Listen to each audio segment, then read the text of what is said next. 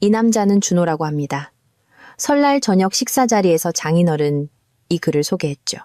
이혼 후에 우리 서연이한테 완벽한 짝이 될 사람이야. 나는 태연하게 빵에 버터를 발랐습니다. 참 좋네요. 아, 준호 씨, 혹시 이 집이 제 명의로 되어 있고 혼전 계약서도 작성했다는 얘기는 들으셨나요? 그 말에 아내 서연은 마시던 와인에 사례가 들렸습니다. 아무리 잘 짠 계획도 틀어질 수 있다는 말 들어보셨습니까? 제 아내 서연은 그 말을 한 번도 못 들어본 게 분명합니다. 설날 아침 6시, 저는 지금 제 집 부엌 한가운데 서서 무슨 요리 검투 살아도 된 양 10kg짜리 갈비찜과 씨름하고 있으니까요. 이 아이러니가 저를 씁쓸하게 합니다. 이 저녁 식사를 완벽하게 만들기 위해 저는 이렇게 애쓰고 있는데 제 인생의 동반자가 되어야 할 여자는 아마 위층에서 세상 모르고 자면서 요즘 그 여자의 머릿속을 차지하고 있는 것이 무엇이든 간에 그 꿈을 꾸고 있겠죠. 스포일러를 하자면 그건 절대 제가 아닙니다. 저는 동틀역부터 일어나 있었습니다. 갈비찜을 준비하는 건 솔직히 말해서 죽은 소의 뼈를 가지고 외과 수술을 하면서 동시에 대체 어떤 인생의 선택이 나를 이 순간으로 이끌었는지 자문하는 것과 같습니다. 양념은 할머니께서 저에게 물려주신 비법으로 직접 만들었습니다. 서연이 아니라 저에게요. 왜냐하면 어느새 요리는 제 담당이 되어버렸으니까요. 언제부터 이렇게 됐을까요? 언제부터 제가 이 관계에서 가정의 여신이 된 걸까요? 제 아내는 우리 결혼 생활을 반쯤보다만 지루한 넷플릭스 시리즈처럼 취급하는 스마트폰에 중독된 좀비로 변해버렸는데 말입니다. 집안에는 간장과 후회의 냄새가 진동합니다. 감사와 가족의 화합을 주제로 해야 할 명절에 아주 완벽한 조합이죠. 저는 고든 램지가 기쁨의 눈물을 흘릴 만큼 충분한 양념으로 이 갈비를 재우고 있는데 그동안 서연은 위층에서 대체 뭘 하는지 알 수가 없습니다. 아마 자기 언니 서진에게 문자를 보내고 있겠죠. 명절을 특별하게 만들려고 애쓰는 남편을 둔 게 얼마나 피곤한 일인지에 대해서 말입니다. 그 여자는 물도 태워 먹을 여자인데 어째서인지 우리 설날 저녁이 배달 중국 음식과 수동 공격적인 침묵 이상이 되기를 바라는 제가 문제 있는 사람이 되어버렸습니다. 오전 10시쯤 되자 저는 백종원 선생이 봐도 질투할 만한 수준의 음식들 속에 파묻혀 있었습니다. 진짜 감자로 만든 감자 샐러드. 혁명적인 발상이죠. 저도 압니다. 통조림 캔에서 나온 게 아닌 아스파라거스 베이컨 말이. 깡통 모양 틀 안에서 평생을 보낸 적 없는 직접 만든 식혜. 그러는 동안 서연은 마침내 11시쯤 그 존귀한 얼굴을 내비칩니다. 마치 이 부엌과 같은 공간에 존재해주는 것만으로도 제게 엄청난 은혜를 베푸는 양 비틀거리며 들어옵니다. 왔어? 자기? 그녀는 스마트폰에서 눈을 떼지 않은 채 중얼거립니다. 이 모든 걸 준비해줘서 고마워도 아니고 와, 냄새 정말 좋다도 아닙니다. 그냥 세무조사 통지서만큼이나 열애 없는 반쯤 죽은 인사 한마디뿐입니다. 그녀는 이미 문자 메시지로 서울시향이라도 지휘하는 듯 화면을 두드리는데 여념이 없습니다. 설날 저녁 식사가 끝날 때까지 기다릴 수 없을 만큼 뭐가 그렇게 중요한지 묻고 싶지만 저는 이미 답을 알고 있습니다. 인맥 관리라거나 실제 업무와는 전혀 관련 없어 보이는 회사 일이라는 헛소리겠죠. 진짜 재미는 오후 3시 장인 장모님이 도착하면서 시작됩니다. 장인 김 회장과 장모님은 마치 자기 집인 양 위풍당당하게 들어섭니다. 단 한 번도 가족 모임에 김밥 한 줄 사온 적 없는 사람들이라는 걸 생각하면 참 기가 찰 노릇이죠. 장인에게서는 나는 80년대에 정점을 찍었고 시대가 변한 걸 모른다고 외치는 듯한 거만한 태도가 풍깁니다.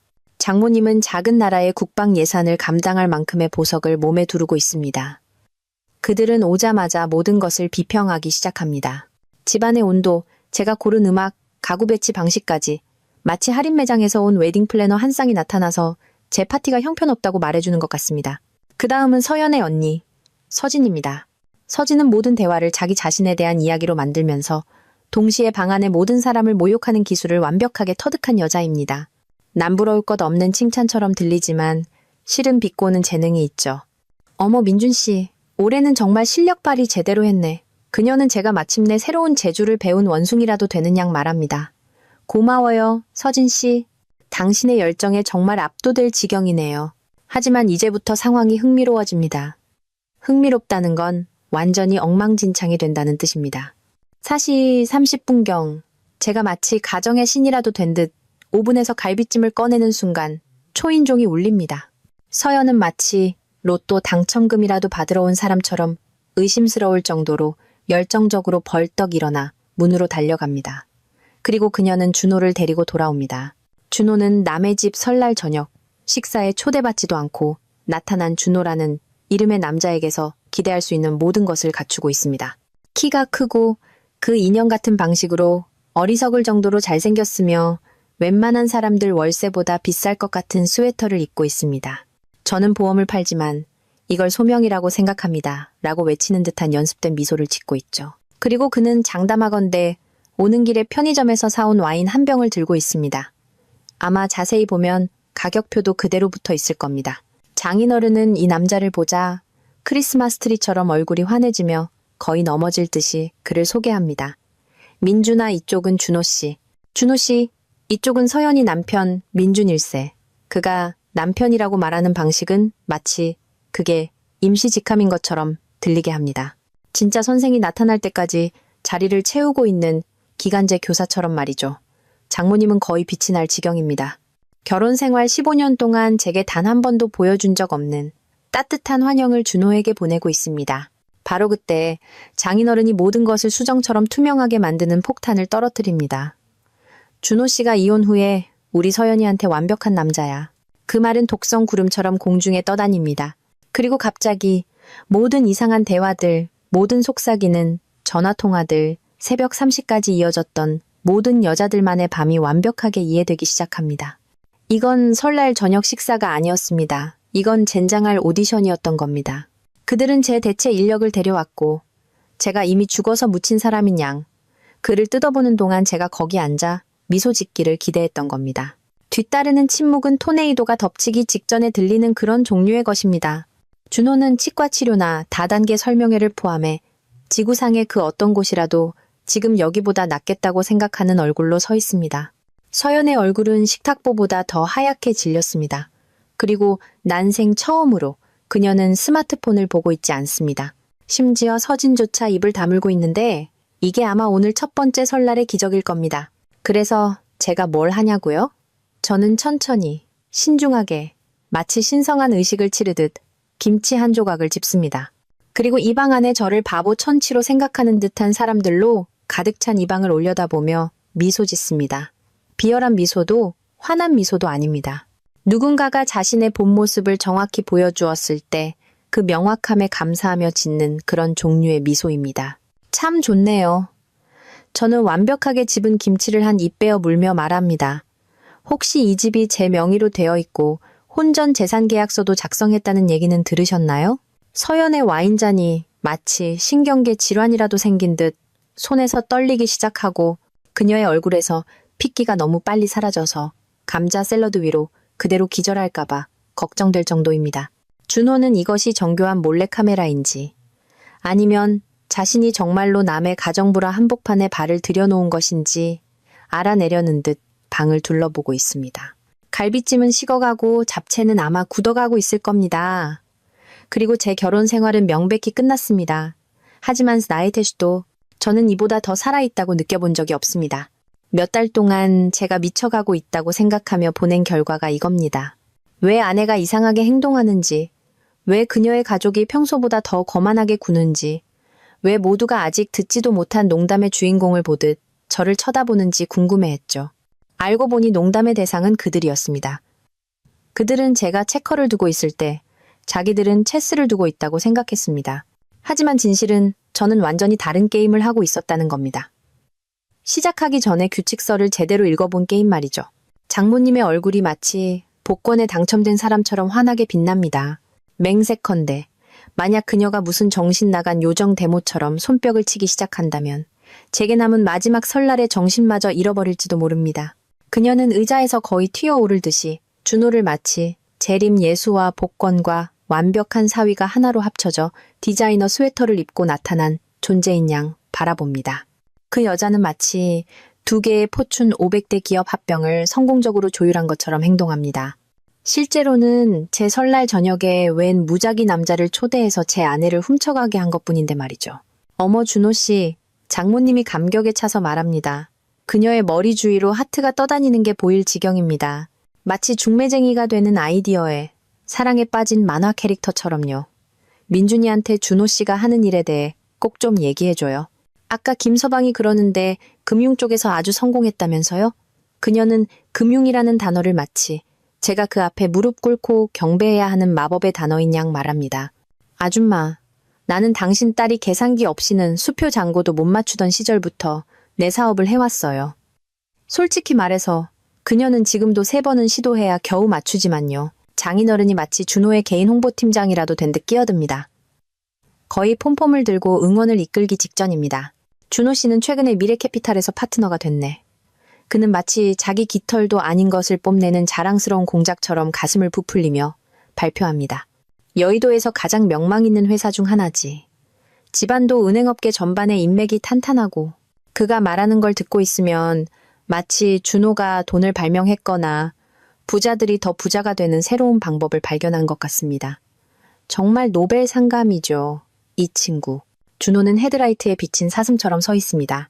아마도 상품이 중고 아내와 산더미 같은 가족 문제를 주는 리얼리티 쇼에 잘못 들어온 건 아닌지 궁금해하는 것 같습니다. 그의 불안한 미소는 누군가 신발에서 쉽게 떼어낼 수 없는 무언가를 밟았다는 것을 깨달았을 때 나타나는 경련을 보이고 있습니다. 불쌍한 자식, 아마도 재치로 모두를 매료시키고 전화번호를 받아갈 멋진 가족 저녁 식사에 온다고 생각했겠죠. 대신 그는 세상 최악의 그리스 합창단이 생중계하는 민준과 서연의 막장쇼의 맨 앞줄 좌석을 얻었습니다. 장인어른은 이제 완전히 탄력을 받아서 준호를 무슨 금융 슈퍼히어로처럼 묘사합니다. 집안이 좋아. 그는 그 말이 백인이고 부유하고 장래의 아내가 아직 법적으로 다른 사람과 결혼했다는 사실을 기꺼이 눈 감아줄 의향이 있다는 것 이상의 의미를 지닌 것처럼 계속해서 말합니다. 그는 준호의 인맥, 학력, 밝은 미래에 대해 떠들어댑니다. 저는 여기 앉아서 생각합니다. 이봐요. 당신이 말하는 그 밝은 미래가 방금 자기가 대체하려는 남자의 소유인 집에 걸어 들어왔다고요. 그건 전략적인 생각이 아니죠. 그건 칼싸움의 명함을 들고 나타나는 것과 같습니다. 그리고 진짜 결정타가 나옵니다. 장모님이 소방차만큼이나 은밀한 공모자의 속삭임으로 몸을 기울입니다. 서연이 마땅히 누려야 할 손주들에 대해 이야기합니다. 마땅히 누려야 할. 마치 아이들이 무슨 실적 기반 보상 시스템인 것처럼. 그리고 서연은 정확히 뭘 해서 포인트를 쌓았나요? 현재 남편을 무시하고 제 돈을 쓰고 육체적으로는 존재하지만 감정적으로는 부재하는 기술을 완벽하게 터득한 것?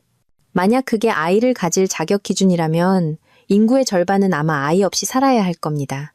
서진은 제가 저녁방을 그녀 머리에 던지고 싶게 만드는 똥 씹은 표정으로 앉아 있습니다. 그녀는 항상 가족의 선동가였고 냄비를 휘젓고는 모든 것이 끌어넘치면 순진한 척하는 사람이었죠. 그녀는 이 모든 순간을 즐기고 있습니다. 부모님이 제 대체 인력을 마치 품평회에 상 받은 황소처럼 퍼레이드하는 동안 제가 안절부절 못하는 것을 지켜보면서요. 준호 씨 정말 멋지지 않아?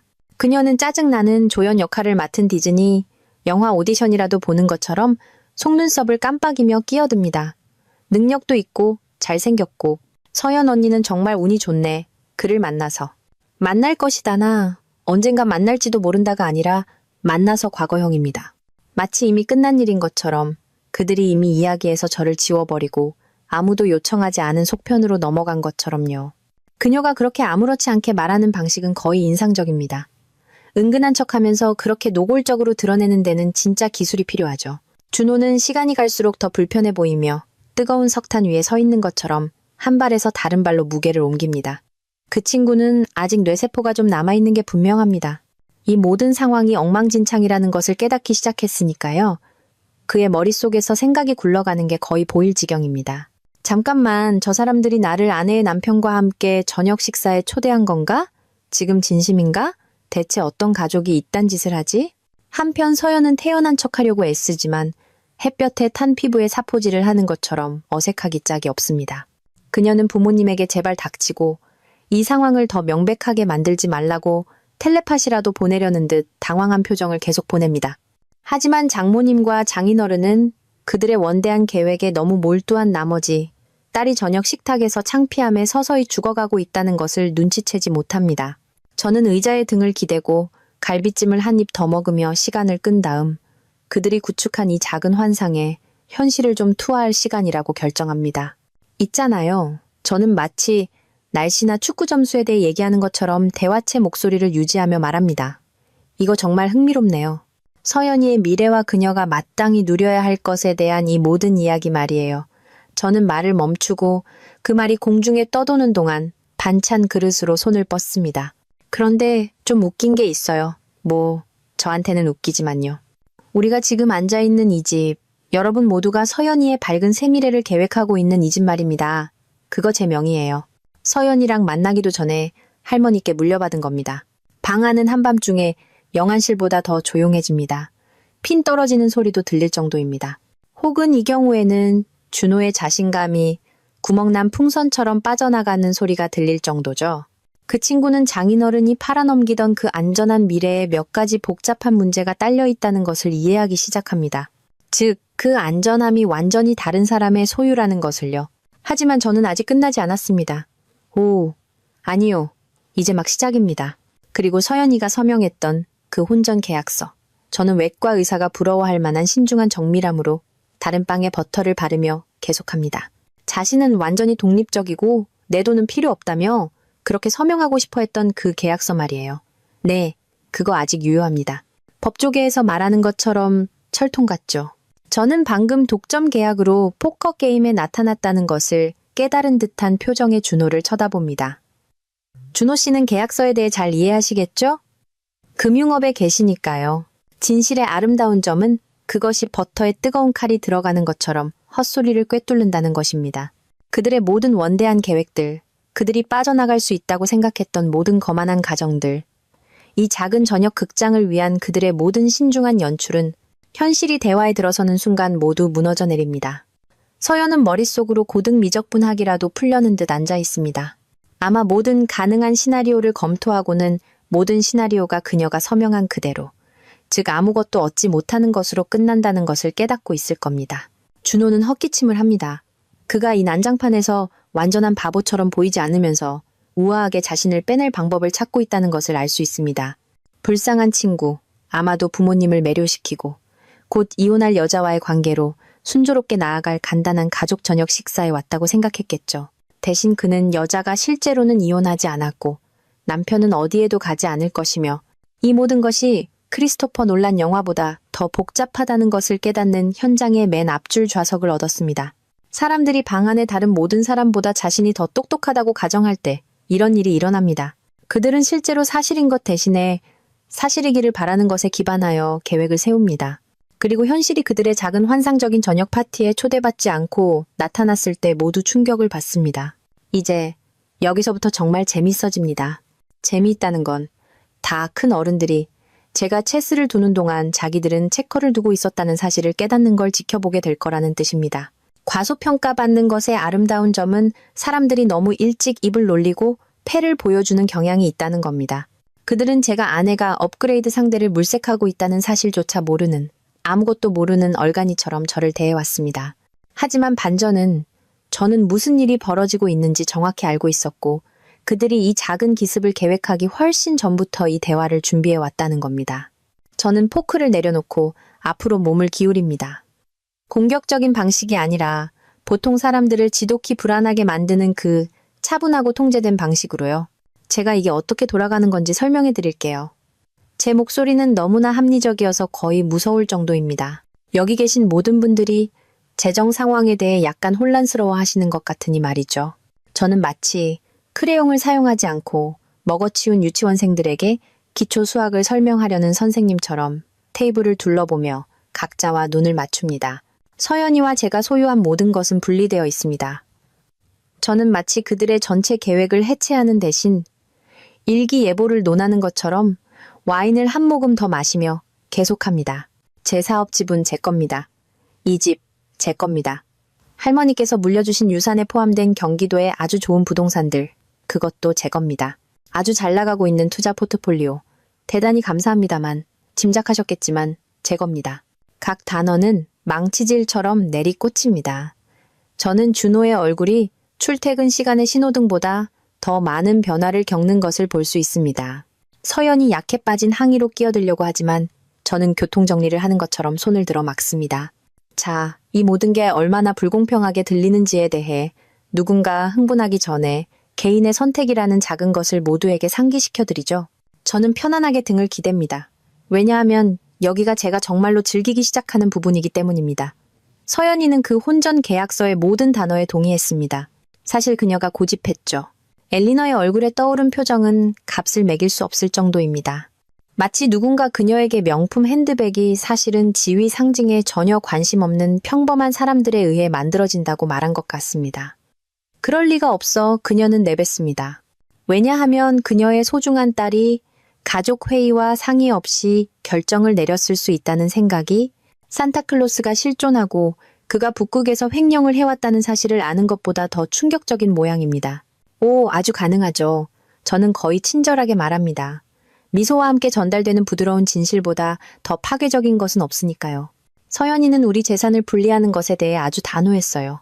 그녀의 독립성, 그녀의 자존감에 중요하다고 말했죠. 민준 씨, 내가 당신 돈 때문에 결혼했다고 생각하는 사람은 아무도 없었으면 좋겠어. 라고요. 저는 서연이가 고귀하고 자기 희생적인 척할 때의 목소리를 꽤 잘 흉내내며 인용합니다. 정말 진보적인 생각이죠. 아주 페미니스트적이에요.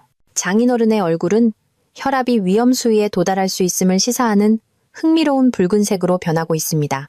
그런 건 재협상될 수 있잖아. 그는 마치 결혼 계약이 고객 서비스에 전화해서 요금제를 업그레이드할 수 있는 휴대폰 요금제처럼 작동한다고 생각하는 듯 투덜거립니다. 사람들은 이런 일에 대해 마음을 바꾸곤 하잖아. 저는 그 말에 웃을 수밖에 없습니다.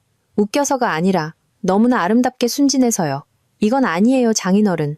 저는 진심으로 그를 실망시켜 미안하다는 듯 고개를 저으며 말합니다. 이 계약서는 우리가 업계에서 말하는 철통 같은 겁니다. 돈으로 살 수 있는 최고의 변호사들에게 의뢰해서 작성했죠. 돈이 꽤 들었지만 한 푼도 아깝지 않았다는 게 증명됐네요. 저는 극적인 효과를 위해 잠시 멈춥니다. 좋은 순간을 서두를 필요는 없으니까요. 정말 좋은 변호사들의 재미있는 점은 그들은 모든 것을 생각한다는 겁니다. 모든 허점, 모든 가능한 각도, 누군가가 서명한 것에서 빠져나가려고 시도할 수 있는 모든 방법을요. 준호는 머릿속으로 복잡한 계산을 하는 것처럼 보이기 시작합니다. 아마도 이 모든 상황이 감정적 투자 대비 실제 수익 측면에서 그에게 얼마나 큰 비용을 초래할지 계산하고 있을 겁니다. 그 친구는 금융업에 있으니 위험평가를 이해합니다. 그리고 지금쯤 그는 똑똑한 투자자라면 비명을 지르며 도망칠 고위험 저수익 시나리오를 보고 있다는 것을 깨닫고 있습니다. 서진은 지금이 자신이 빛날 순간이라고 결정합니다. 그녀는 자신이 더 악화시킬 수 없는 어색한 상황을 만난 적이 없으니까요. 너무 잔인하잖아, 민준 씨. 그녀는 도덕적으로 우월하게 들리고 싶을 때 쓰는 독선적인 어조로 말합니다. 결혼은 타협하고 함께 노력하는 거잖아. 내 말이 전적으로 맞아, 서진 씨. 저는 그녀가 방금 시대의 지혜를 공유한 것처럼 고개를 끄덕이며 동의합니다. 결혼은 함께 노력하는 거지. 그래서 서연이가 여러분 모두와 함께 이 작은 저녁 파티를 계획하면서 나와는 함께 노력하지 않았다는 게 정말 흥미로운 거야. 뭐랄까. 자기 잠재적 대체 인력을 우리 집에 초대하는 사소한 세부 사항 같은 거 말이야. 저는 사려 깊게 갈비를 씹으며 또 한 입 먹습니다. 하지만 분명히 깜빡했겠지. 알다시피 그녀는 그 모든 문자 메시지로 얼마나 바쁜지. 서연은 마침내 목소리를 찾았지만 묽게 탄 커피만큼이나 힘없이 나옵니다. 민준 씨, 당신이 생각하는 것보다 상황을 더 나쁘게 만들고 있잖아. 그녀는 웃어넘기려고 하지만 그 웃음소리는 목구멍 중간에서 질식한 것처럼 들립니다. 준호 씨는 그냥 친구야.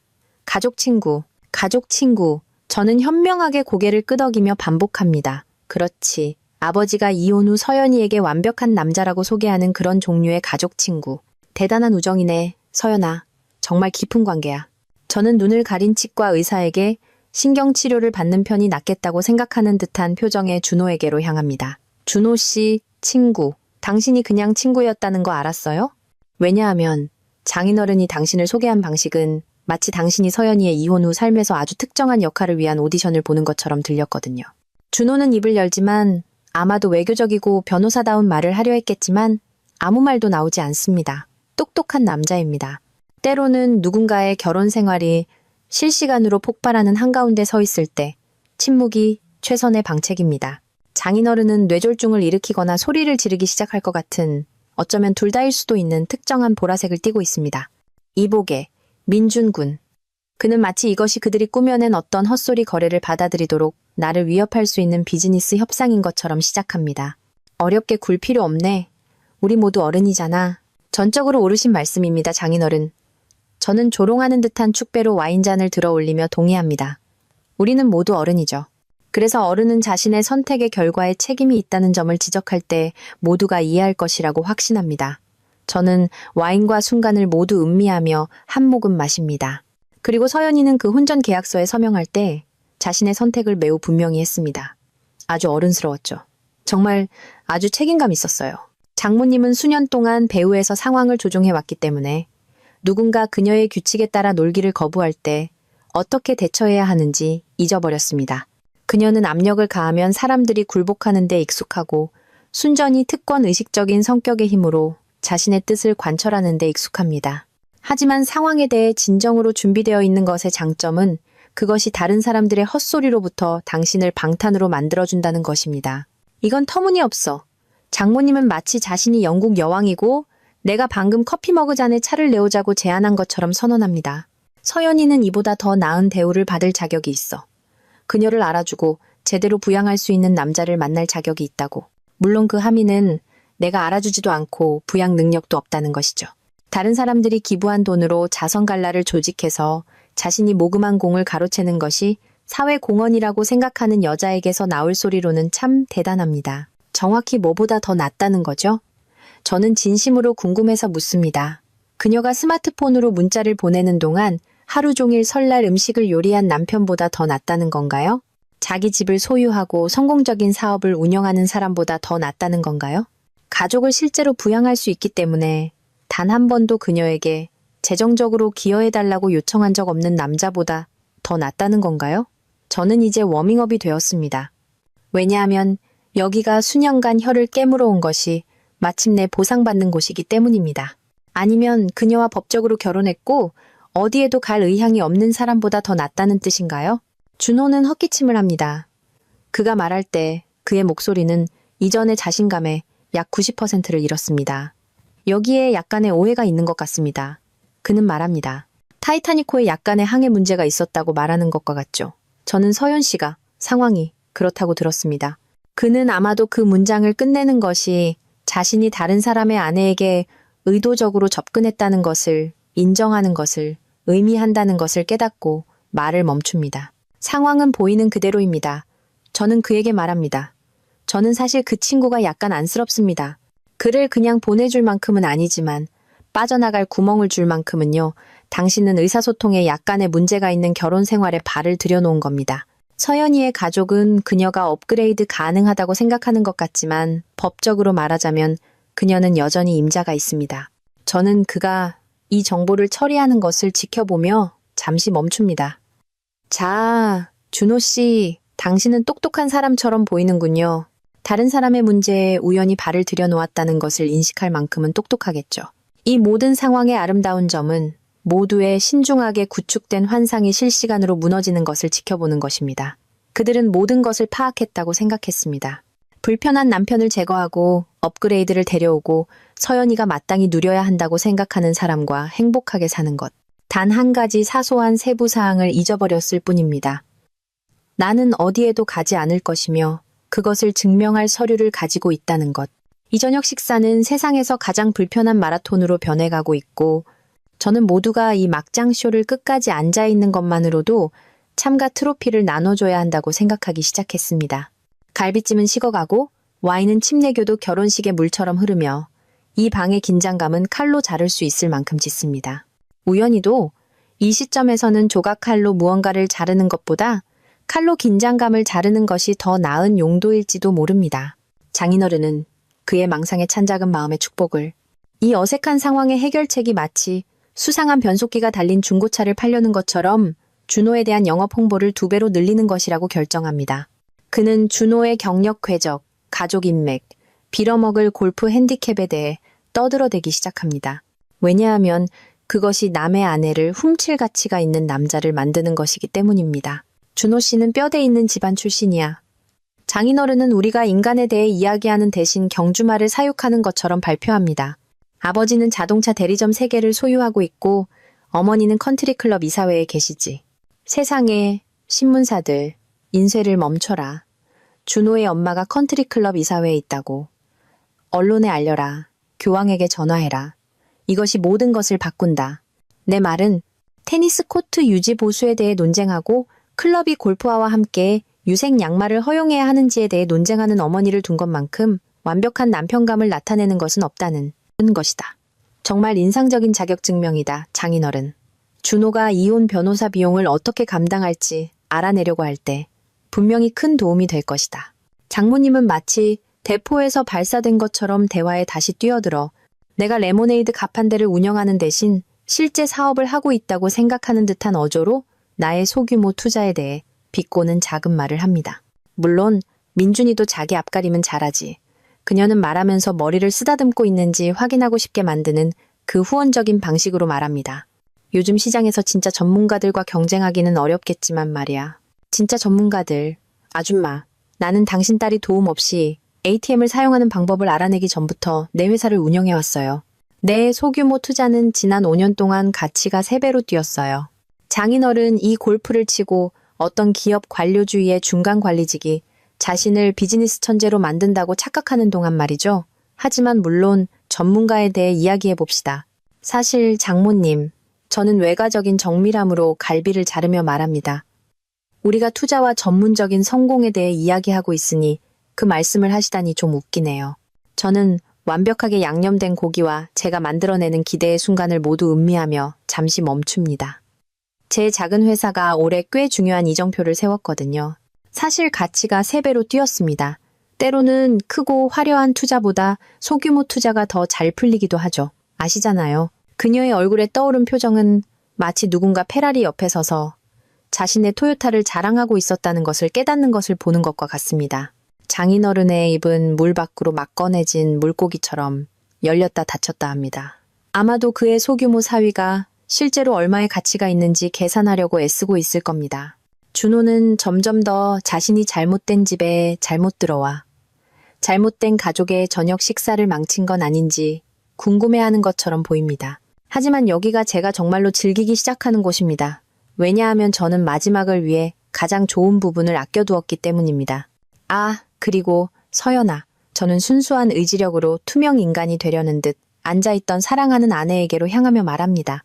우리가 정했던 그 월세 약정 기억나? 네가 독립성을 유지하고 빌부터 사는 것처럼 느끼고 싶지 않다며 월세를 내겠다고 고집했던 거 말이야. 서연의 와인잔은 마치 그녀가 갑자기 술 마시는 법을 잊어버린 것처럼 입술 중간에서 멈춥니다.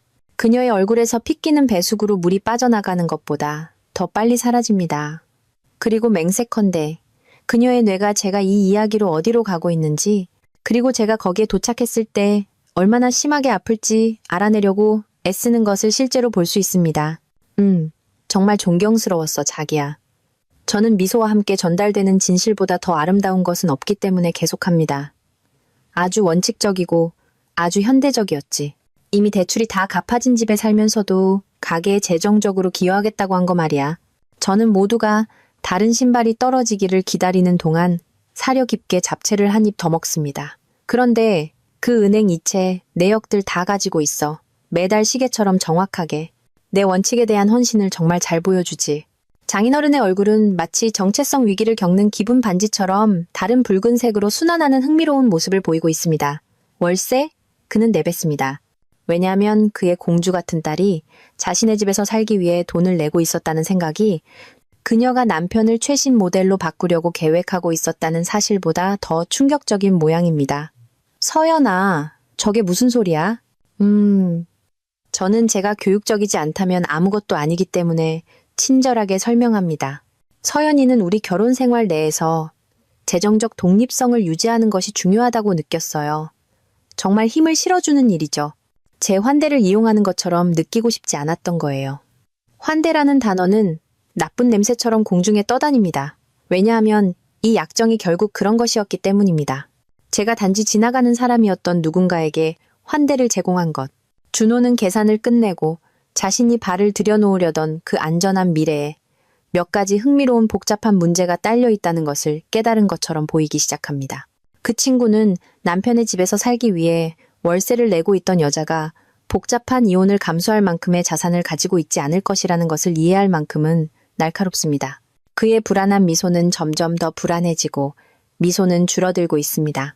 서진은 그녀가 더 악화시킬 수 없는 순간을 만난 적이 없기 때문에 자신의 트레이드마크인 무지와 태도의 조합으로 끼어들기로 결심합니다. 그건 그냥 서류 작업이잖아. 민준 씨. 그녀는 특히 짜증나는 파리를 쫓아내는 것처럼 손을 흔들며 말합니다. 이런 것들은 합리적인 사람들 사이에서 해결될 수 있어. 서류 작업. 저는 그녀가 방금 심오한 것을 공유한 것처럼 고개를 끄덕이며 반복합니다. 그렇지. 그냥 서류 작업. 헌법처럼 혼인신고서처럼 출생증명서처럼 그냥 서류 작업이지. 저는 이제 이걸 정말 즐기고 있습니다. 왜냐하면 사람들이 상황을 심각하게 과소평가했다는 것을 깨닫는 것을 지켜보는 것은 느린 동작으로 기차 사고를 보는 것과 같기 때문입니다. 단, 그 기차는 얼간이들로 가득 차 있고 저는 팝콘을 들고 안전하게 플랫폼에 서 있다는 점만 다릅니다. 정말 좋은 서류 작업의 장점은 말이야. 서진 씨, 저는 계속합니다. 그것이 당신 내 같은 가족이 존재한다는 것을 이해하는 사람들에 의해 설계되었다는 거야. 때로는 결혼이 부적합이나 서로 멀어져서가 아니라 한쪽이 더 나은 인맥과 최신 모델의 성격을 가진 사람으로 갈아타기로 결심했기 때문에 끝난다는 것을 아는 사람들 말이야. 저는 이 식당으로 이끈 모든 결정을 후회하는 듯한 표정의 준호를 쳐다봅니다. 오해는 마, 준호 씨. 당신이 좋은 사람이라는 건 확신해. 당신은 그냥 체커인 줄 알고 남의 체스 게임에 끼어든 좋은 사람일 뿐이야. 서연은 마침내 목소리를 찾았지만 자갈로 가글한 것처럼 들립니다. 민준 씨, 이건 당신이 생각하는 그런 게 아니야. 그녀는 시도하지만 그녀의 목소리는 정치인의 선거 공약처럼 확신이 부족합니다. 준호 씨는 우리는 그냥 친구야. 가족 친구. 저는 우리가 계속해서 그런 척할 것이기 때문에 따라합니다. 설날 저녁 식사에서 완벽한 남편감으로 소개되는 그런 종류의 가족 친구. 아버지가 손주와 안전한 미래에 대해 이야기하는 그런 종류의 우정. 저는 특히 흥미로운 열차 사고를 검토하는 미술 평론가처럼 불편한 얼굴들을 모두 훑어보며 테이블을 둘러봅니다. 그런 친구들이 있어서 좋겠네. 서연아, 정말 든든하겠다. 진실의 아름다운 점은 그것이 파괴적이기 위해 크거나 화를 낼 필요가 없다는 것입니다. 그것은 단지 정확하고 시기적절해야 합니다. 마치 정확히 맞아야 할 곳을 치는 정밀 타격처럼요. 저는 이 모든 정보를 몇 달 동안 간직하고 있었고 이 모든 정교한 계획이 펼쳐지는 것을 지켜보며 그들이 모두 함께 모여서 자신들이 너무나 영리하고 세련되고 코앞에서 무슨 일이 벌어지는지 전혀 파악하지 못하는 불쌍하고 멍청한 남편보다 훨씬 똑똑하다고 생각하는 바로 이 순간을 기다려왔습니다. 준호는 다시 헛기침을 합니다. 저는 그 친구가 무슨 신경성 질환이라도 생긴 게 아닌가 생각하기 시작합니다. 아무래도 제가 가봐야 할 것 같습니다. 그는 말합니다. 나머지 사람들보다 분별력이 있다는 것을 보여줍니다. 이건 가족 문제인 것 같네요. 오, 안 돼요. 준호 씨. 저는 이 쇼를 아직 끝내지 않았기 때문에 재빨리 말합니다. 당신도 이제 이 가족 문제의 일부입니다. 장인어른 이 서연이의 미래를 위해 특별히 당신을 여기로 데려왔잖아요. 그렇죠? 현재를 이해하지 않고는 미래를 가질 수 없죠. 저는 역사적 명소를 안내하는 투어 가이드처럼 방을 가리킵니다. 현재에 오신 것을 환영합니다. 친구, 편안한 신발을 가져왔기를 바랍니다.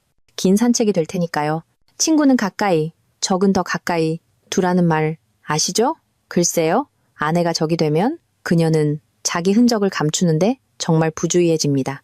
저는 서투른 아마추어 수준의 부주의함에 대해 이야기하고 있습니다. 이 짓을 숨기려고 노력이라도 해봤어? 수준의 부주의한 말입니다. 거의 모욕적일 정도죠. 정말로. 마치 그녀가 제가 우리 결혼 생활에 너무나 무관심해서 제 코앞에서 그녀가 완전한 비밀 생활을 구축하는 것을 눈치채지 못할 것이라고 생각한 것 같습니다. 실망시켜서 미안해, 자기야. 하지만 나는 모든 것에 주의를 기울여 왔고 내가 발견한 것은 리얼리티 TV쇼보다 더 재미있고 2배는 더 한심합니다. 저는 편안하게 의자에 등을 기대고 앉습니다. 왜냐하면 여기가 정말 흥미로워지는 곳이기 때문입니다. 갈비찜은 이제 공식적으로 식었지만 진실의 메인 코스를 젠장. 우리 망했다라는 사이드 메뉴와 함께 내놓으려 할 때 저녁 식사가 무슨 상관이겠습니까? 저는 천천히 와인을 한 모금 마시며 침묵이 모두가 앞정 위에 앉아있는 것처럼 안절부절 못하게 만들 만큼 충분히 길어지도록 내버려둡니다. 우리 모두 서연이의 미래에 대해 이렇게 솔직하고 개방적이니 저는 바람 없는 날의 호수처럼 차분한 목소리로 시작합니다. 제가 최근에 발견한 몇 가지 흥미로운 것들을 공유하기에 좋은 시간일 것 같네요. 저는 서연이의 얼굴이 막장 드라마 여배우가 무너지는 것보다 더 많은 감정을 순환하는 것을 지켜보며 잠시 멈춥니다. 보세요. 15년 동안 누군가와 결혼 생활을 하는 것에 재미있는 점은 그들의 일과가 바뀔 때 알아차리는 경향이 있다는 겁니다. 사소한 것들이죠. 알다시피. 새로운 습관, 다른 스케줄, 의문의 전화 통화들. 서연이의 손은 와인잔을 너무 꽉 쥐고 있어서 저는 그녀가 그것을 산산조각 내고 치료가 필요할까봐 진심으로 걱정됩니다. 민준 씨, 무슨 소리 하는 거야? 그녀는 묻지만 그녀의 목소리는 유죄 인정, 그리고 아무도 눈치채지 못하길 간절히 바란다고 외치는 그 높은 음조를 띠고 있습니다. 우선 저는 신중한 정밀함으로 갈비 한 조각을 더 자르며 말합니다. 3개월 전에 당신이 개설한 그 새로운 은행 계좌가 있어. 제1은행에 있는 거. 알다시피 당신이 다른 은행 거래는 전혀 하지 않는 그 은행. 그래서 당신이 뭐라고 불렀더라? 내가 듣고 있지 않다고 생각했을 때 비상금이라고 불렀던 것에 대한 정말 흥미로운 선택이지. 뒤따르는 침묵은 작은 도시 하나를 밝힐 수 있을 정도입니다. 서연이의 입은 파리를 잡으려는 것처럼 열렸다 닫혔다 합니다. 장모님과 장인어른은 그들의 딸이 젠장할 행진악단만큼이나 은밀하다는 것을 깨닫고 있다는 듯한 표정을 교환합니다. 준호는 어딘가에 숨겨진 카메라가 있는지, 그리고 이것이 모두 정교한 장난인지 알아내려는 듯 방을 둘러보고 있습니다. 자, 제가 염탐한 건 아닙니다. 저는 정직이 중요하기 때문에 계속합니다. 누군가의 인생을 파괴하고 있을 때조차도요.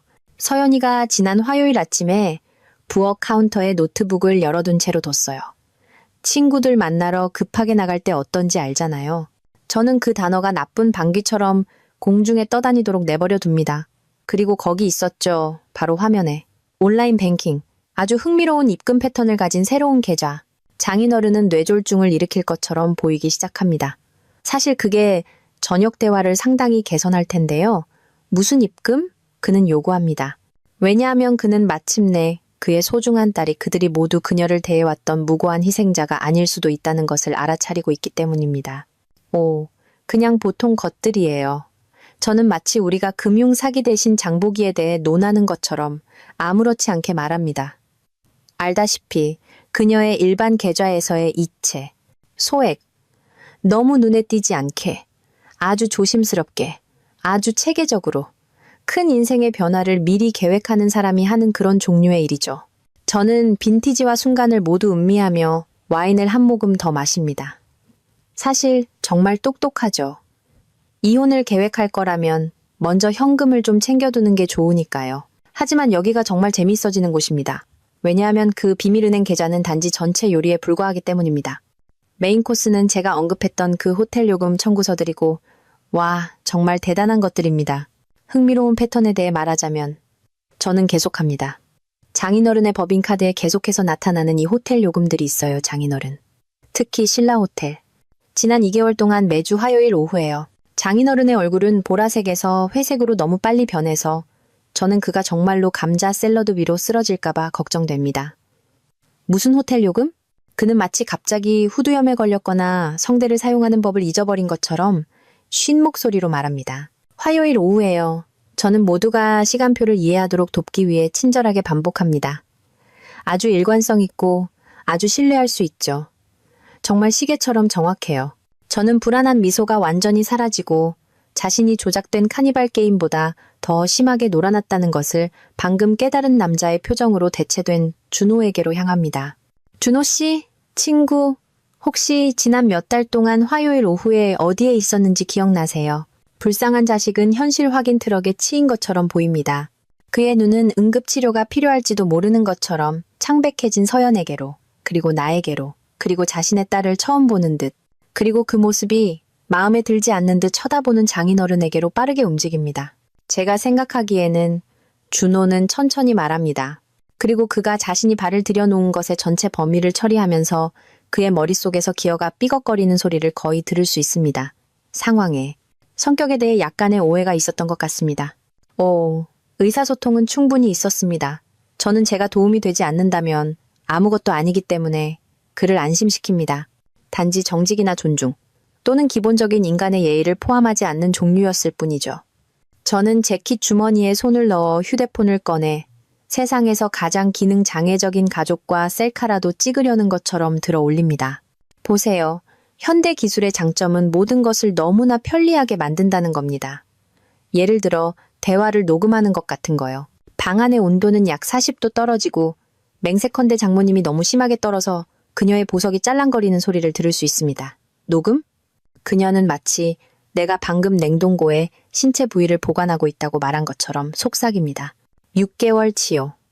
저는 자신의 결혼 생활이 무너지는 것을 기록할 때 철저한 것만큼 좋은 것은 없기 때문에 쾌활하게 확인합니다. 사람들이 사적인 대화를 하고 있다고 생각할 때 무슨 말을 하는지 알면 놀랄 겁니다. 정말 깨달음을 주는 것들이죠. 아주 교육적이에요. 저는 마치 자신의 세계를 통째로 날려버릴 수 있는 증거를 들고 있는 대신 이메일을 확인하는 것처럼 휴대폰을 스크롤합니다. 요즘 음질이 놀랍죠? 아주 선명해요. 정말. 모든 단어, 모든 계획, 민준 문제를 어떻게 처리할지에 대한 모든 작은 세부 사항을 들을 수 있습니다. 서연은 마침내 목소리를 찾았지만 믹서기에 넣고 간 것처럼 들립니다. 우리를 녹음했다고? 그녀는 마치 여기서 나쁜 행동을 한 사람이 나인 것처럼 묻습니다. 그건 불법이야. 사실 자기야. 저는 교육이 중요하기 때문에 그녀를 부드럽게 교정합니다. 이 나라에서는 한쪽 당사자가 녹음에 동의하는 한 합법이야. 그리고 보통 이 대화들에서 당사자 중 하나는 나였으니까 그건 내가 되겠지. 완벽하게 합법이야. 법이 어떻게 작동하는지 그냥 추측하지 않고 실제로 읽어보면 놀라운 것을 배우게 되지. 준호의 얼굴은 출퇴근 시간의 신호등보다 더 많은 변화를 겪었습니다. 그 친구는 자신이 단지 복잡한 결혼 생활에 발을 들여놓은 것이 아니라 빌어먹을 증거보관소에 발을 들여놓았다는 것을 이해할 만큼은 똑똑합니다. 신라호텔에서의 그 모든 화요일 오후 비즈니스 미팅들, 서연이의 미래에 대한 그 모든 신중한 대화들, 그들이 원했던 모든 것을 소유한 불편한 남편을 어떻게 처리할지에 대한 그 모든 계획들, 모두 녹음되었고, 모두 기록되었고, 이 모든 것이 처음부터 어떻게 계획되었는지 정확히 듣고 싶은 사람을 위해 선명한 디지털 오디오로 재생될 준비가 되어 있습니다. 자, 저는 이제 정말 탄력을 받고 있기 때문에 계속합니다. 저는 모두가 제가 이것에 대해 화가 나지 않았다는 것을 이해하기를 바랍니다. 저는 사실 관련된 조정 능력에 약간 감명을 받았습니다. 준호를 대체 인력으로 줄 세우고 시기를 알아내고 모두가 계획에 동의하도록 하는 것. 그것은 진정한 조직 능력을 보여줍니다. 남편을 등쳐먹을 계획을 세우느라 바쁘지 않았다면 아마 기업 기획부서에 취직할 수 있었을 프로젝트 관리 능력 같은 거요. 장모님은 도덕적 권위의 목소리처럼 들리고 싶을 때 쓰는 그 거만한 어조를 입으며 회복하려고 시도합니다. 이건 터무니없어, 민준. 감히 내 가족을 염탐하다니? 염탐? 저는 웃습니다. 그리고 그건 진정한 웃음입니다. 왜냐하면 그건 정말 웃기기 때문입니다. 장모님, 자기야, 그들은 내 집에서, 내 식탁에서, 내 거실에서 이 대화들을 하고 있었어요. 서연이는 내가 아침 식사를 만드는 동안 부엌에서 전화를 받고 있었고, 서진은 내가 위층에서 고장난 램프를 고치는 동안 객실에서 조언을 해주고 있었어요. 저는 특히 느린 유치원생에게 무언가를 설명하는 것처럼 손을 펼칩니다. 그건 염탐이 아니에요. 그건 그냥 귀와 작동하는 뇌를 가지고 있는 거죠. 이 모든 것의 가장 좋은 부분은 그들의 신중하게 구축된 현실이 실시간으로 무너지는 것을 지켜보는 것입니다. 그들은 자신들이 너무나 영리하고 세련되고 코앞에서 무슨 일이 일어나고 있는지 도저히 파악할 수 없는 불쌍하고 멍청한 남편보다 훨씬 똑똑하다고 생각했습니다. 그들은 계획을 세우고 시간표를 설정하고 대체 인력을 데려왔고 내가 너무 멍청하거나 너무 믿거나 너무 무관심해서 눈치채지 못할 것이라고 가정하면서 모든 것을 했습니다. 세 가지 모두 틀렸습니다, 여러분. 저는 이 모든 것을 특정 기생행동종을 연구하는 과학자처럼 기록해왔습니다. 모든 대화, 모든 계획, 서연이가 더 적합한 사람과 진정한 행복을 추구할 수 있게 되면 나를 어떻게 처리할지에 대한 모든 비꼬는 말들. 준호는 이제 막 광고보다 훨씬 더 많은 짐이 딸려오는 일에 채용되었다는 것을 깨달은 남자의 표정으로 서연을 쳐다보고 있습니다. 수년 동안, 정말 수년 동안 장인어른은 이 엉망진창인 작은 왕조의 자칭왕이었습니다. 클린턴 행정부 시절에 정점을 찍은 어떤 중급 기업 지옥에서 서류나 밀어붙이는 대신 제너럴 모터스를 운영하는 것처럼 뽐내며 다녔습니다. 그 남자는 텍사스 크기의 2배는 부풀려진 자존심을 가지고 있습니다. 항상 나를 마치 그의 명망 있는 가문에 운 좋게 결혼한 자선 사례인 양 얕잡아 봤습니다. 장모님은 배후에서 줄을 당기는 인형 조종사였습니다. 하지만 장인어른은 그들의 작전의 얼굴이었고 언어적 폭행과 내가 그들과 결혼으로 엮인 특권에 감사해야 한다는 거만한 강의를 전달하는 사람이었습니다. 하지만 폭군과 독재자에 대한 사실은 누군가 그들의 허세를 부를 때까지만 무섭다는 것입니다. 그리고 지금 장인어른의 얼굴이 슬롯머신이 잭팟을 터뜨리는 것처럼 감정을 순환하는 것을 지켜보면서 저는 이 모든 수년간의 위협 전술이 허리케인 속의 젖은 종이 가방만큼이나 힘없는 남자에게서 나온 연기와 거울에 불과했다는 것을 깨닫고 있습니다. 뭐라고? 그는 서연에게 짖습니다. 그의 목소리는 프롬에 누군가를 초대하는 13살 소년처럼 갈라집니다. 내가 이 거만한 자식을 난 이후로 처음으로 그는 진정으로 동요하는 것처럼 들립니다. 마치 누군가 그의 주식 포트폴리오가 증발했고 그의 골프 회원권이 같은 날 취소되었다고 말한 것 같습니다. 서연아, 저게 무슨 소리야? 서연은 헤드라이트에 비친 사슴처럼 앉아 있습니다. 만약 그 사슴이 횡령죄를 저질렀고 그 흔적을 감추는데 정말 서툴렀다면 말이죠. 그녀는 입을 열었다 닫았다 다시 열었다 합니다. 그녀는 물 밖으로 나온 물고기 같은 행동을 하고 있는데 그게 너무 한심해서 웃기지 않았다면 웃겼을 겁니다. 아빠, 설명할 수 있어. 그녀는 시작하지만 그녀의 목소리는 세금을 낮추겠다고 약속하는 정치인만큼의 확신이 없습니다. 그 호텔 요금 청구서들, 저는 제가 교육적이지 않다면 아무것도 아니기 때문에 친절하게 계속합니다. 신라 호텔에서 화요일 오후 시계처럼 정확하게 항상 당신의 법인카드로 청구되었어요. 장인어른. 항상 같은 객실 요금, 항상 같은 시간대. 저는 이제 이걸 정말 즐기고 있습니다. 느린 동작으로 도미노가 무너지는 것을 지켜보면서요. 매주 프레지덴셜 스위트를 정당화할 만큼 아주 중요한 비즈니스 미팅이었나 보죠. 장인어른의 얼굴은 붉은색에서 보라색으로 그리고 그의 심혈관계가 공식적인 불만을 제기할 수 있음을 시사하는 회색으로 변합니다. 그 남자는 마치 누군가 야구 방망이로 그를 치는 동안 고등 미적분학을 풀려고 애쓰는 것처럼 보입니다. 그의 소중한 딸의 활동에 대해 그가 알고 있다고 생각했던 모든 것을 다시 쓰는 정보를 처리하면서요. 프레지덴셜 스위트, 그는 반복합니다. 그의 목소리는 아주 깊은 지하, 어딘가에서 나오는 것처럼 들립니다. 서연아, 대체 저게 무슨 소리야? 준호는 이제 집이 불타고 있고 그가 집에 가스레인지를 켜놓고 온 것을 갑자기 기억해낸 것처럼 문 쪽으로 뒷걸음질 치고 있습니다. 똑똑한 남자입니다. 그 친구는 아마도 자기 차까지 가장 빠른 경로를 계산하고 이 모든 상황이 목격자 보호 프로그램이 필요할지도 모르는 무언가로 폭발하기 전에 차도까지 갈 수 있는지 궁금해하고 있을 겁니다. 저는 제 증거 수집품이라고 부르는 것을 스크롤하며 휴대폰을 꺼내 설명합니다. 그 화요일 오후 예약은 비즈니스 미팅을 위한 게 아니었어요, 장인어른. 준호 씨가 여기서 뭐라고 부를까, 서연아? 인테리어 디자인, 관계 상담을 전문으로 하는 새로운 컨설팅 회사를 시작하지 않았다면 말이죠. 저는 절대 아무도 속이지 못할 순진한 표정으로 휴대폰에서 눈을 듭니다. 아니면 시장 조사였을지도 모르죠. 네, 그건 전문적으로 들리네요. 장모님은 가족의 이미지를 관리하는 데 수년을 보냈기 때문에 이것을 건전한 무언가로 포장할 수 있다고 생각하는 듯 손상 통제에 뛰어들려고 시도합니다. 자, 민준아, 이 모든 것에는 아마도 완벽하게 합리적인 설명이 있을 거야. 그녀는 흑이 사실은 백이고 위가 정말은 아래라고 사람들을 설득하려고 할 때 쓰는 그 목소리로 말합니다. 오, 설명은 분명히 있죠. 저는 그녀가 방금 훌륭한 말을 한 것처럼 고개를 끄덕이며 동의합니다. 보세요.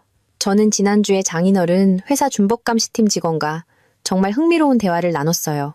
사랑스러운 여자였죠. 아주 철저하고 기업 경비 정책과 그것이 어떻게 작동해야 하는지에 대해 매우 관심이 많았어요. 장인어른의 얼굴에서 핏기가 너무 빨리 사라져서 수혈이 필요할까봐 걱정됩니다. 알고 보니 그들은 개인 경비를 회사 계정으로 청구하는 것에 대해 상당히 부정적인 견해를 가지고 있더군요. 누가 알았겠어요? 장인어른의 아름다운 점은 그가 수년 동안 거물, 위협자, 다른 모든 사람을 작게 느끼게 만드는 사람으로 살아왔기 때문에 실제로 반격하는 사람에 대한 어떤 종류의 방어책도 개발하지 못했다는 것입니다. 그는 오직 샌드백과 스파링해본 권투 선수와 같습니다. 갑자기 갑자기 2배로 세게 반격하는 사람과 링에 서게 된 거죠. 네가 뭘 했다고? 그는 포효합니다. 그리고 잠시 동안 저는 그가 정말로 어떤 정신 나간 휴일 미사일처럼 테이블을 가로질러 달려들지도 모른다고 생각합니다. 네가 내 사무실에 전화했다고? 준법감시팀과 이야기했다고? 장인어른? 저는 세상에서 가장 합리적인 사람인 것처럼 손을 펼치며 말합니다. 저는 잠재적인 사기에 대해 우려했습니다. 아시잖아요. 기업 자금 남용, 경비 보고서 위조, 그런 종류의 것들. 그냥 좋은 시민이 되려고 한 거죠. 정말로. 미국 비즈니스의 청렴성을 지키려고요. 저는 그가 방금 말한 것의 전체 함의를 처리하는 동안 사려 깊게 갈비를 한 입 더 먹습니다. 그들은 정보에 대해 매우 감사해했고 당신의 경비 보고서에 몇 가지 불규칙한 점을 조사하고 있었다고 말했습니다. 어쨌든요. 준호는 이제 벽에 거의 눌려붙어서 벽지로 녹아들려는 것처럼 보입니다. 불쌍한 친구는 좋은 저녁을 먹고 전화번호나 받을까 생각하고 왔는데 대신 화이트 칼라 범죄 고백 시간에 맨 앞줄 좌석을 얻었습니다. 그는 아마도 이 가족이 저질러온 모든 일에 대해 공범이 되는 것에 대한 어떤 종류의 공소시효가 있는지 궁금해하고 있을 겁니다. 서연은 마침내 폭발합니다. 왜냐하면 죄책감과 공황을 억누르는 것은 흔들린 탄산음료 캔처럼 모든 것이 터지기 전까지만 지속될 수 있기 때문입니다. 그건 사적인 거야.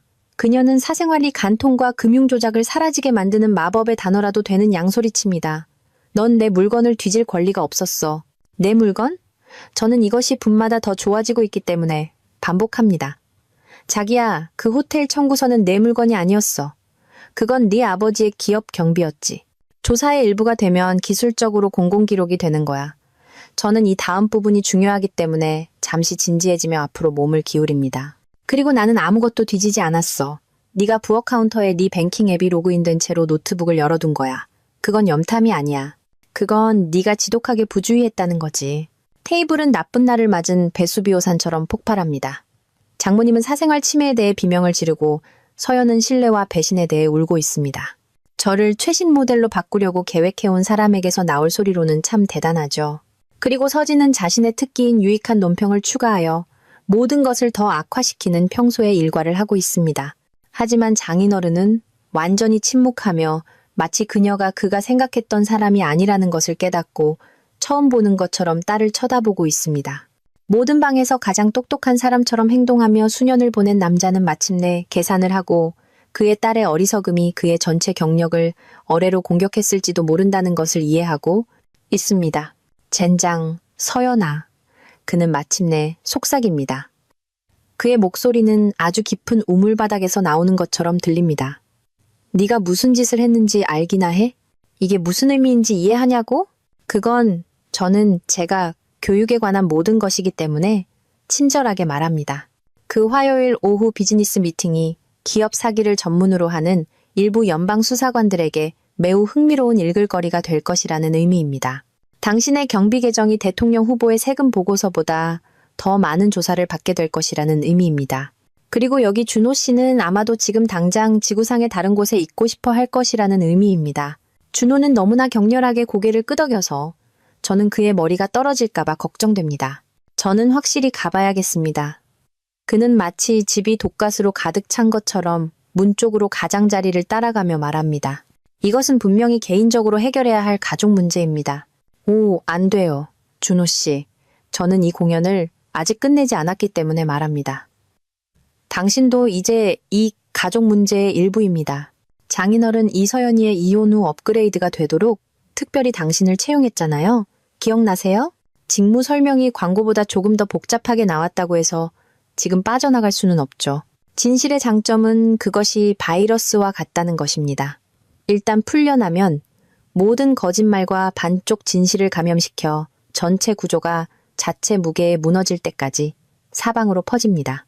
그들은 모든 것을 파악했다고 생각했습니다. 불편한 남편이 축소되고 그들의 사회적 열망에 더 적합한 사람으로 대체되는 어떤 종류의 기업 구조 조정처럼 서연이의 삶에서 나의 퇴장을 조율할 수 있다고 생각했습니다.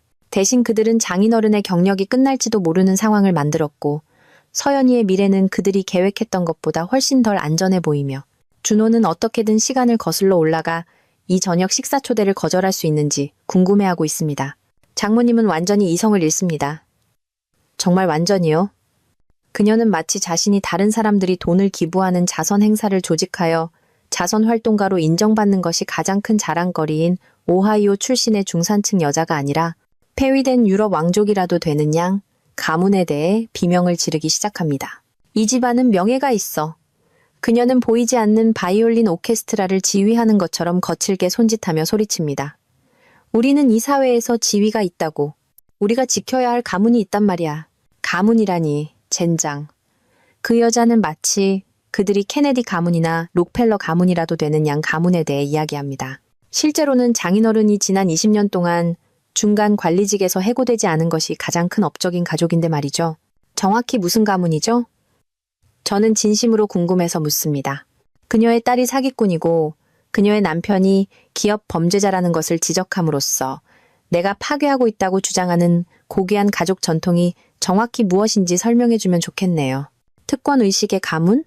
규칙이 자신들에게는 적용되지 않는다고 생각하는 가문? 아니면 다른 사람의 돈을 쓰면서 자기가 번쩍하는 가문에 대해 이야기하는 건가요? 서연은 이제 울고 있습니다. 진짜 눈물이 얼굴을 타고 흘러내려 화장을 번지게 하고 쓰레기통을 뒤지다 잡힌 너구리처럼 보이게 합니다. 이렇게 될 줄은 몰랐어. 그녀는 마치 내가 우아하게 물러나서 아무런 복잡한 문제 없이 준호로 업그레이드 할 수 있게 하는 마스터 플랜이라도 있었던 것처럼 흐느낍니다. 정확히 어떻게 될 예정이었는데? 저는 그들이 구축한 환상의 시나리오에 대해 진심으로 궁금해서 묻습니다. 내가 그냥 사라지고 집을 양도하고 내 사업을 넘겨주길 바랐어? 어쩌면 내가 가는 길에 너희 새로운 관계를 축복해주길 바랐을지도 모르지? 서진은 이 재앙에서 무언가를 구하려고 여전히 노력하고 있습니다. 왜냐하면 그녀는 손실을 줄이고 도망칠 때를 배운 적이 없기 때문입니다. 너무 잔인하잖아, 민준 씨. 그녀는 잔인함이 그녀의 자매가 거짓말하고 바람피우고 사기꾼이라는 것을 지적하는 것이 아니라 이 모든 엉망진창인 상황을 가능하게 하는 것이라고 말합니다. 오늘은 설날이야. 가족과 용서에 대한 날이어야 해. 내 말이 전적으로 맞아, 서진 씨. 저는 또 다른 조롱하는 축배로 와인잔을 들어 올리며 동의합니다. 이건 가족에 대한 거야. 그리고 오늘 밤 이 가족에 대해 내가 배운 것은 너희 모두가 거짓말하고 조종하고 특권 의식에 찬 얼간이들이라는 거야. 더 이상 자신들의 계획에 유용하지 않을 때 사람들을 일회용 물건처럼 취급할 수 있다고 생각하는 사람들 말이야. 알아? 나 이제 끝났어. 이 저녁 식사도 끝났고 이 가족도 끝났고 이 모든 것이 구제할 가치가 있다고 생각하는 척하는 것도 끝났어. 저는 테이블에서 몸을 뒤로 젖히고 일어섭니다. 몇 달 만에 처음으로 가벼워진 기분입니다. 마치 내가 들고 있다는 사실조차 몰랐던 20kg짜리 무게추를 누군가 어깨에서 내려준 것 같습니다. 저는 외투 옷장으로 걸어가 재킷을 짚습니다. 시간을 들여서요. 왜냐하면 이 순간에는 아름답게 최종적인 무언가가 있기 때문입니다. 서연은 집이 불이라도 난 것처럼 벌떡 일어납니다. 제가 이 막장쇼에서 체크아웃 하려는 것이 분명해지자 갑자기 대화에 매우 관심이 생겼습니다. 민준 씨, 잠깐만. 그녀는 절박하고 공황의 찬 목소리로 부릅니다. 제발, 우리 그냥 앉아서 개인적으로 이 문제를 이야기할 수 있을까? 어른들처럼, 개인적으로, 어른들처럼. 남편이 갈비를 자르는 동안 가족에게 대체 인력을 소개받는 설날 저녁을 막 보낸 사람에게서 나올 소리로는 정말 웃깁니다. 아니, 서연아. 저는 마치 결혼 생활에서 걸어나가는 대신 즐거운 저녁 산책을 준비하는 것처럼 코트를 어깨에 걸치며 말합니다. 우리 이제 개인적인 토론 단계를 훨씬 넘어선 것 같아. 그 배는 네가 아빠의 법인카드로 호텔방을 청구하기 시작했을 때쯤 떠났어. 장모님은 제가 뭐라고 묘사할 수밖에 없는 완전한 정신붕괴를 겪고 있습니다. 제 자신의 집에서 쓰레기처럼 취급받는 것에 마침내 지친 남자가 아니라 마치 제가 어떤 전쟁 범죄자인 양 저를 가리킵니다. 그냥 걸어나갈 수는 없어. 그녀는 소리칩니다. 왜냐하면 유독한 상황을 떠나는 것이 그녀의 계획에 불편을 초래할 때 도덕적으로 잘못된 것이기 때문입니다. 그건 비겁자들이나 하는 짓이야. 진짜 남자는 자기 결혼을 위해 싸운다고. 진짜 남자, 저는 반복합니다. 왜냐하면 결혼을 위해 싸우는 것에 대한 그녀의 생각이 제 대체 인력을 모집하고 제 재정적 파멸을 계획하는 것을 포함하는 사람에게서 나올 소리로는 참 대단하기 때문입니다. 당신 말이 맞아요, 장모님. 진짜 남자는 자기 결혼을 위해 싸우죠. 그들은 또한 이미 죽은 것을 위해 싸우는 것을 멈춰야 할 때를 압니다. 하지만 여기가 흥미로워지는 곳입니다. 왜냐하면 장인어른이 완전히 예상치 못한 행동을 하기 때문입니다. 그는 일어나서 저를 문까지 따라옵니다. 논쟁하려거나 위협하려거나 또 다른 조종 전술을 시도하려는 것이 아니라 그냥 따라옵니다. 수년 동안 저를 딸의 인생에서 환영받지 못하는 손님처럼 대한 그 남자는 갑자기 그의 나이보다 더 늙어 보이고 단순한 육체적 피로를 넘어서는 깊은 피곤함에 지쳐 보입니다. 민준군, 그는 조용히 말합니다. 그의 목소리는 이제 다릅니다. 보통 저에게 쓰는 거만하고 거만한 어조가 아니라 거의 인간적인 무언가가 있습니다. 잠깐만, 저는 저 자신에도 불구하고 궁금해서 돌아섭니다. 왜냐하면 이것은 15년 만에 처음으로 장인어른 이절을 그의 가족의 행복에 대한 불편한 장애물이 아니라 실제 사람처럼 말해준 것이기 때문입니다. 내가 자네에게 사과해야겠네. 그는 말합니다. 그리고 저는 거의 넘어질 뻔합니다. 왜냐하면 장인어른, 이 사과하는 것은 유니콘이 세금 준비를 하는 것을 보는 것과 같기 때문입니다. 이론적으로는 가능하지만 매우 가능성이 낮죠.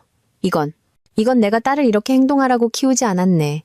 잠시 동안, 정말 잠시 동안 저는 그의 눈에서 실제로 진정한 후회일지도 모르는 무언가를 봅니다. 잡힌 것에 대한 후회가 아니라, 결과에 대한 후회가 아니라 그의 가족이 저에게 겪게 한 것에 대한 실제적인 뉘우침. 별장 말이야, 그는 계속합니다. 그의 목소리는 너무 조용해서 배경에서 계속되는 장모님의 히스테리 너머로 듣기 위해 귀를 기울여야 합니다. 장모가 항상 자랑하는 그 별장. 자기가 소유한 것처럼 행동하는 그 별장 말이야. 그거 내 명의로 되어 있네. 오직 내 이름으로만. 그는 지갑에서 열쇠 한 세트를 꺼내 마치 왕관보석이라도 주는 것처럼 내밉니다. 어디 갈 곳이 필요하다면, 생각할 곳이 필요하다면 자네 걸세. 자네가 필요한 만큼. 저는 열쇠를 쳐다봅니다. 왜냐하면 이것은 제가 이 대화가 어떻게 진행될지 예상했던 방식이 아니기 때문입니다. 왜요? 저는 묻습니다. 왜냐하면 저는 그가 여기서 어떤 속셈을 부리는지 진정으로 이해하지 못하기 때문입니다. 장인어른은 아내가 여전히 가문의 명예에 대해 떠들고 있고 딸들이 아마도 다음 수를 계획하고 있을 식당 쪽을 돌아봅니다. 왜냐하면 그는 아마도 처음으로 내 눈을 마주치며 말합니다. 나는 내 딸보다 자네를 더 존경하네. 그리고 그건 내가 평생 안고 가야 할 문제야. 세상에, 결혼 15년 동안 장인어른은 단 한 번도 저를 칭찬한 적이 없습니다. 단 한 번도 저를 동등하게 대한 적이 없습니다. 단 한 번도 제가 그의 신발 밑에 흙보다 더 가치 있을지도 모른다고 인정한 적이 없습니다. 그리고 지금 여기 복도에서 그의 가족이 식당에서 자멸하는 동안 그는 자신의 자식보다 저를 더 존경한다고 말하고 있습니다. 열쇠는 제 손에서 따뜻하고 이 저녁의 다른 어떤 것도 그렇지 않았던 방식으로 단단하고 현실적입니다. 장인어른, 저는 말합니다. 왜냐하면 이 순간은 어떤 종류의 인정이라도 받을 자격이 있기 때문입니다. 이것이 우리 사이에 어떤 것도 바꾸지는 않을 겁니다. 아시죠? 그는 제가 본 어떤 때보다 더 늙어 보이는 모습으로 고개를 끄덕입니다. 알고 있네. 하지만 그건 내가 어쨌든 말해야 했던 것이었네. 그는 우리가 남겨둔 혼돈 쪽을 흘끗 보고 다시 저를 봅니다. 무슨 가치가 있을지는 모르겠지만 민준군, 자네는 우리가 자네에게 준 것보다 더 나은 대우를 받을 자격이 있었네. 그녀가 자네에게 준 것보다. 그리고 그렇게 장인어른은 식당 쪽으로 다시 걸어 들어갑니다. 저를 복도에 별장 열쇠를 들고 서 있게 남겨두고 이것이 종결이 느껴지는 것인지 아니면 제가 단지 너무 많은 가족 문제와 부족한 알코올로 인한 스트레스 유발 환각을 겪고 있는 것인지 궁금해하면서요. 식당에서는 장모님이 여전히 명성과 사회적 지위에 대해 떠들고 있는 소리가 들립니다. 서연은 여전히 모든 것이 얼마나 불공평한지에 대해 울고 있습니다. 그리고 서진은 여전히 모든 것이 무너지는 동안에도 자신을 관심의 중심으로 만들려고 노력하고 있습니다. 하지만 저녁 내내 처음으로 저는 더 이상 그 혼돈의 일부가 아닙니다. 저는 제 자신의 복도에서, 제 자신의 집에서 이제는 제 소유가 된 듯한 별장 열쇠를 들고 서서 수년 동안 느껴보지 못했던 무언가를 느끼고 있습니다. 평화. 정확히 행복은 아니지만 처음부터 깨져있던 무언가를 고치려고 노력하는 것을 마침내 멈추고 어떤 것들은 끝나도록 되어 있다는 것을 받아들일 때 오는 그런 종류의 평온함. 현관문은 오랜 친구처럼 저를 기다리며 바로 거기에 있습니다. 제가 해야 할 일은 손잡이를 돌리고 그 문을 통과하는 것뿐입니다. 그러면 제 인생의 이 모든 장은 역사가 됩니다. 더 이상 제가 원치 않는 손님인 가족 저녁 식사는 없습니다. 더 이상 저를 자기들보다 못하다고 생각하는 사람들을 위해 요리하며 보내는 명절은 없습니다. 더 이상 거짓과 조작으로 세워진 결혼이 단지 우리가 그 환상에 15년을 투자했다는 이유만으로 구할 가치가 있다고 생각하는 척할 필요는 없습니다. 저는 제 곧 전처가 될 사람과 그녀의 가족이 아마도 이미 다음 수를 계획하고 손해를 최소화하고 이 모든 것을 그들이 희생자인 것처럼 보이게 만들 방법을 알아내고 있을 식당 쪽을 마지막으로 한번 봅니다. 차가운 밤 공기가 뺨을 때리는 것처럼 저를 칩니다. 하지만 그건 좋은 종류의 따귀입니다. 당신을 깨우고 너무 오랫동안 숨을 참고 있었다는 것을 깨닫게 하는 그런 종류의 따귀.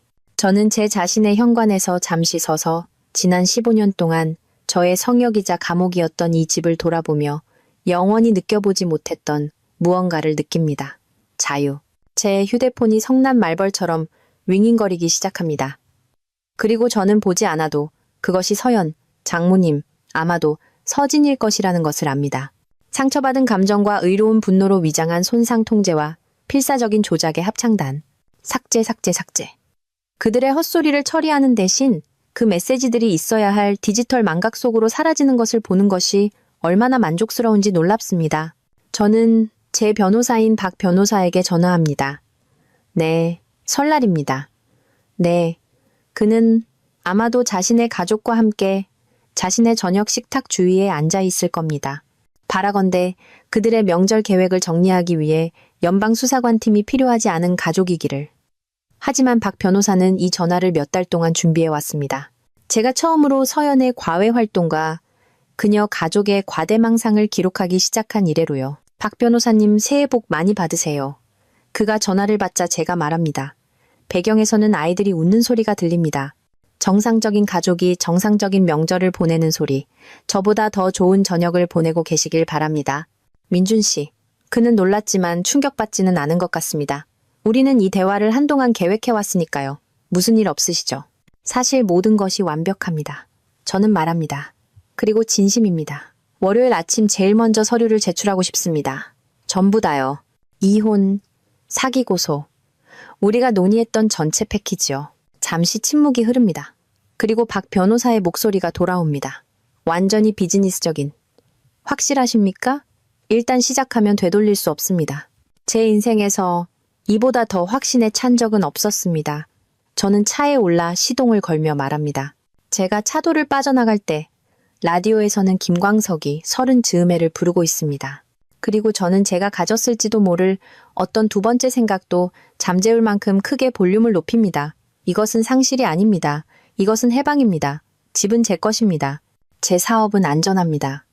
그리고 제 미래는 서연의 가족이 가라앉는 배의 닷처럼 저를 끌어내리는 것 없이 훨씬 더 밝아졌습니다.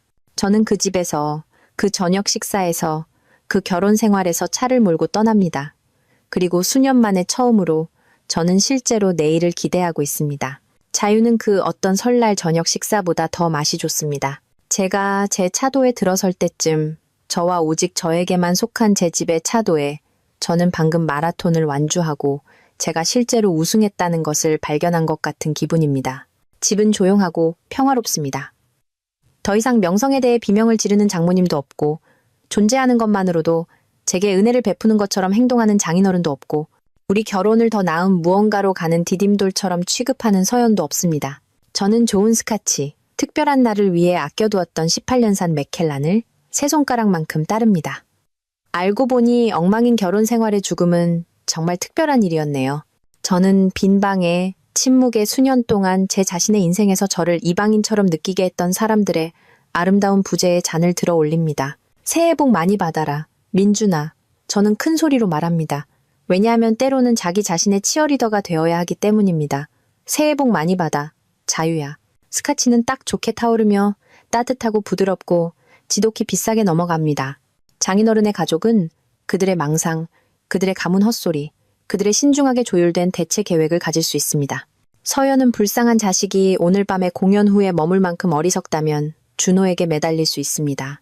서진은 전문적인 희생자가 되는 것을 계속할 수 있고 장모님은 움직이는 모든 것을 통제하려는 그녀의 필요에 빠져 죽을 수 있습니다. 하지만 저는 그들의 모든 계획과 조작을 합친 것보다 더 나은 것을 가지고 있습니다. 독립, 진짜 독립. 서연이 항상 내 집에서 살고 내 돈을 쓰면서 이야기했던 가짜 종류가 아니라 자신의 인생을 소유하고 자신의 선택을 하고 단지 DNA나 결혼 서약을 공유한다는 이유만으로 유독한 사람들을 곁에 둘 가치가 있다고 생각하는 척할 필요가 없는 종류의 독립. 이것은 제 이야기의 끝이 아닙니다. 이것은 빌어먹을 시작입니다. 커피 너머로 수동 공격적인 말 없이 시작하는 아침의 시작. 처리하기 위해 치료사팀이 필요하지 않은 명절의 시작. 애초에 내 시간을 받을 가치가 없었던 사람들에게 끊임없이 내 가치를 증명할 필요가 없는 삶의 시작. 저는 서연이 항상 너무 편안해서 거실을 너무 남성적으로 보이게 한다고 불평했던 제가 가장 좋아하는 의자에 앉습니다.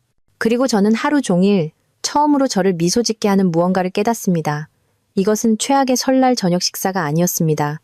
이것은 제가 제 자신에게 준 최고의 설날 선물이었습니다. 떠나가는 선물. 그들의 기능 장애보다 제 자신을 선택하는 선물. 때로는 자신을 위해 할 수 있는 가장 좋은 일은 결코 당신을 위해 싸우지 않는 사람들을 위해 싸우는 것을 멈추는 것이라는 것을 마침내 이해하는 선물.